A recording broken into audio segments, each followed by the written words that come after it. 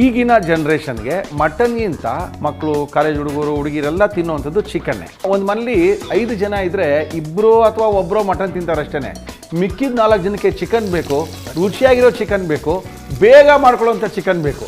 ಈ ಥರ ಚಿಕನ್ಗಳು ಬೇಕಾಗಿರುವಂಥ ಈ ಕಾಲದಲ್ಲಿ ಒಳ್ಳೆ ಒಂದು ಚಿಕನ್ನು, ಬೋನ್ಲೆಸ್ ಚಿಕನ್ನು ಬಾಯಲ್ಲಿಟ್ಟರೆ ಕರಗೋಗುತ್ತೆ.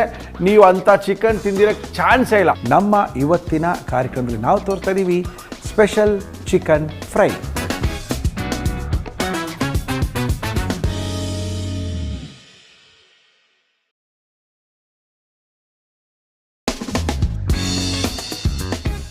ಈಗಿನ ಜನ್ರೇಷನ್ಗೆ ಮಟನ್ಗಿಂತ ಮಕ್ಕಳು ಕಾಲೇಜ್ ಹುಡುಗರು ಹುಡುಗಿರೆಲ್ಲ ತಿನ್ನುವಂಥದ್ದು ಚಿಕನ್ನೇ. ಒಂದು ಮನೇಲಿ 5 ಜನ ಇದ್ದರೆ ಇಬ್ಬರು ಅಥವಾ ಒಬ್ಬರು ಮಟನ್ ತಿಂತಾರಷ್ಟೇ.